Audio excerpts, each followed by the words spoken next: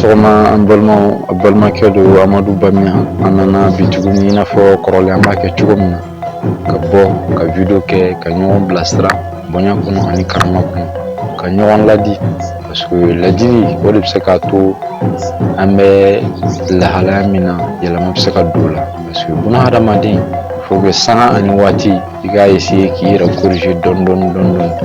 An bɛ bɔ ka nin baro minnu kɛ n b'o de fɔ kuma bɛɛ, a t'i n'a fɔ an bɛ fɛn bɛɛ dɔn, nka diɲɛlatigɛ ye information de ye, a ka kan wagati ni wagati i bɛ fɛn minnu dɔn i ka bɔ i k'u partager ni mɔgɔw ye, nafa bɛ o de la, parce que ni e y'a garder i kelen a bɛ se ka e kelen nafa, nka n'i ye a baro bɔ i ni mɔgɔw cɛ i bɛna ye k'a fɔ a bɛ se ka mɔgɔ wɛrɛ nafa, a bɛ se ka na ni hakilina yɛlɛma ye, ka na ni dɔ ka ɲɛnamaya yɛrɛ yɛlɛmali ye.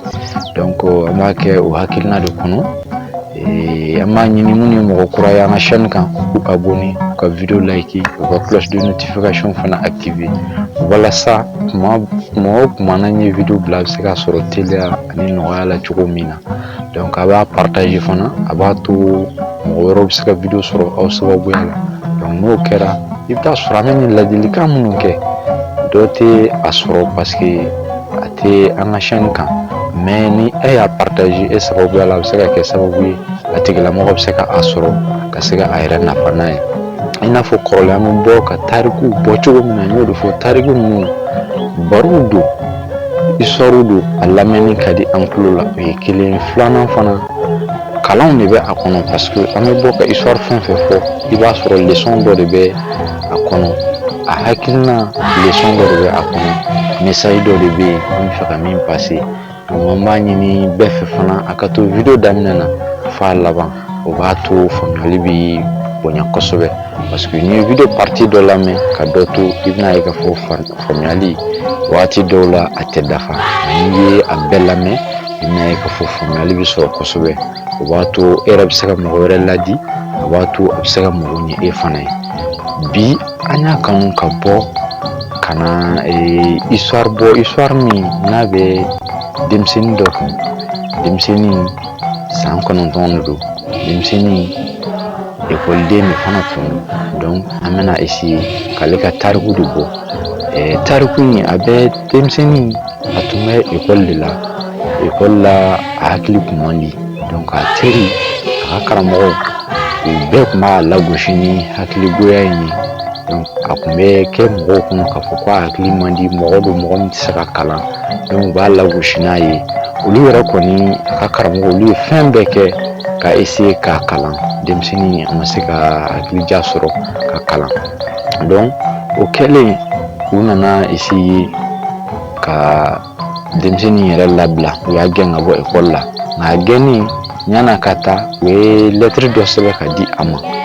Lettre in kɔnɔ kuma tun bɛ se ka cɛnin ka ɲɛnamaya bɛɛ tiɲɛ, nka n b'a ɲini fɛ ka to video la an bɛna histoire tɔ walawala, a bɛna faamuyali sɔrɔ a la. Donc u ye lettre sɛbɛn ka a da nɔrɔ k'a di denmisɛnnin ma ko n'a taara so a kɔni kana segin ka na ekɔli la bilen, nka a ka taa ni lettre in a ka taa di a ba ma.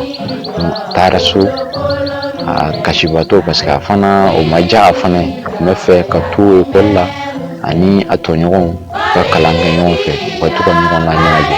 Donc a taara ka taa kuma ɲɛfɔ a ba ye, a ye lettre fana bɔ k'o di ba in ma.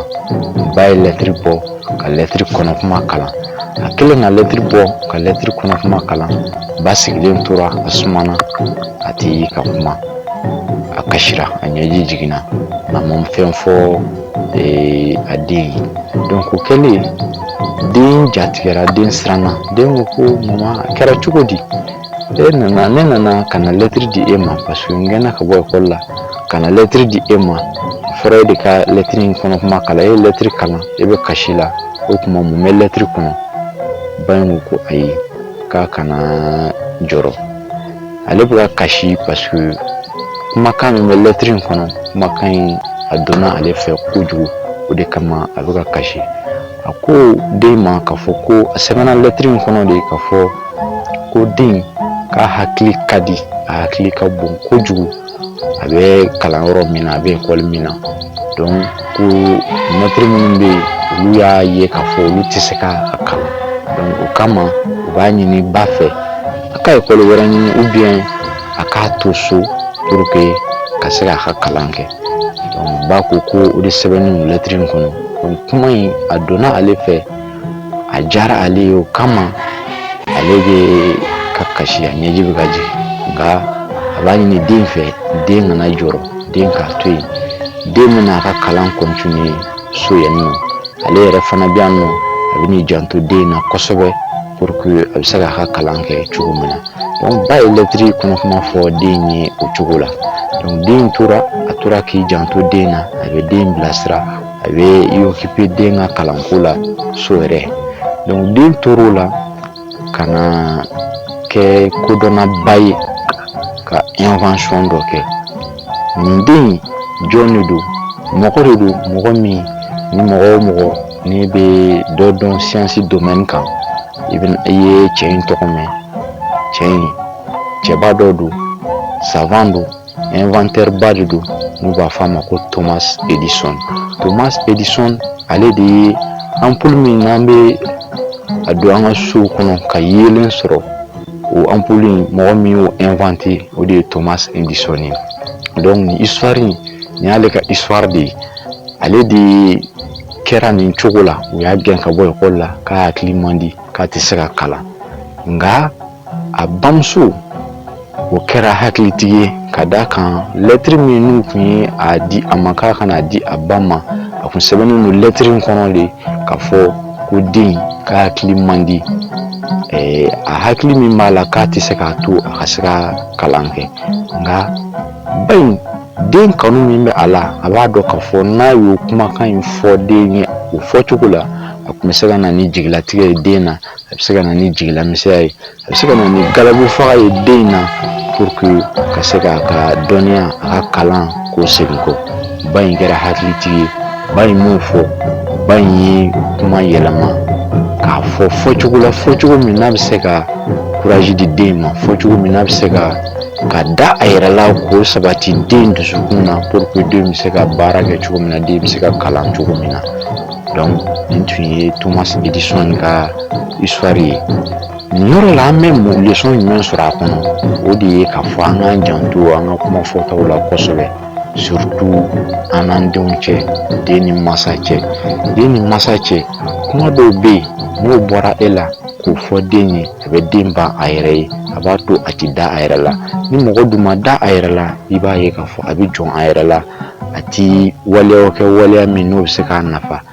Nka ni hali diɲɛ bɛɛ de jɛra ka essayer k'e den lagosi, nka ne y'a essayer ka conscientiser ka n'a hakili yira ɲɔgɔn na, k'a yira a la k'a fɔ jɔyɔrɔ dɔ bɛ a fana na, hakilina dɔ fana bɛ a la, hakilija dɔ bɛ a la, talan dɔ bɛ a la min bɛ se k'a to a bɛ se ka mago ɲɛ a yɛrɛ ye. N'i y'o yira i den na à travers la sensibilisation, i bɛna ye k'a fɔ a bɛ a nafa kosɛbɛ.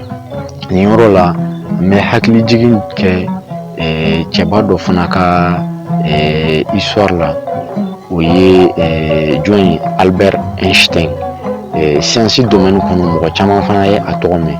Albert Einstein de ko ko ni an ko k'an bɛ jɛgɛ ka ko dɔn ou bien jɛgɛ ka senko la k'o dɔn a ka yirila yɛlɛ fɛ, i bɛna a yira a la k'a fɔ k'a tɛ foyi dɔn, a yɛrɛ fana b'a bila a kunna k'a fɔ k'a tɛ foyi dɔn. Nka n'i y'a bila ji la, e yɛrɛ bɛna dɔn k'a fɔ ko dɔnko dɔ bɛ a la, a yɛrɛ fana bɛna dɔn k'a fɔ vraiment talent dɔ bɛ a la. Donc ɲɛnamaya bɛ ten tɔ de, fo an k'a faamu k'a fɔ ɲɛnamaya kɔnɔ Ala y'an da, a ye bolomaniw kɛ cogo min o tɛ kelen ye, anw fana bɛ o cogo kelen na, an tɛ kelen ye. Dɔ tɛ fɛn dɔ dɔn, dɔ bɛ o dɔn, dɔ bɛ dɛsɛ domaine dɔ la, nka n'i y'a bila domaine wɛrɛ la a bɛ o dɔn. N'i ye buna hadamaden ta, talent naturel dɔ bɛ bɛɛ lajɛlen na, nka a ka kan an k'a ɲini parce que mɔgɔ i yɛrɛ b'a dɔn k'a fɔ fɛn min ni a kɛli ka nɔgɔ i ma, fɛn min ni a kɛli a kanu bɛ i la, bɛɛ bɛ o dɔn i yɛrɛ la. A ko dɔgɔyara cogo o cogo o bɛ buna hadamaden bɛɛ la. Donc an k'a dɔn k'a fɔ mɔgɔ i bɛ fɛn min dɔn, fɛn min kɛli kanu b'i la, i bɛ se ka ɲɛ sɔrɔ o de la. Donc an ka ko faamuya ten, an kana bɛɛ gosi bere kelen na k'a kɛ parce que n'i y'a jateminɛ bi an ka ekɔli problème ye o ye ekɔli la bɛɛ bɛ jate k'a fɔ n'i ma moyen sɔrɔ a bɛ n'a fɔ e tɛ fɛn de dɔn a bɛ n'a fɔ e ka ɲɛnamaya yɛrɛ o de kun tɛ o la kosɛbɛ ou bien e échouera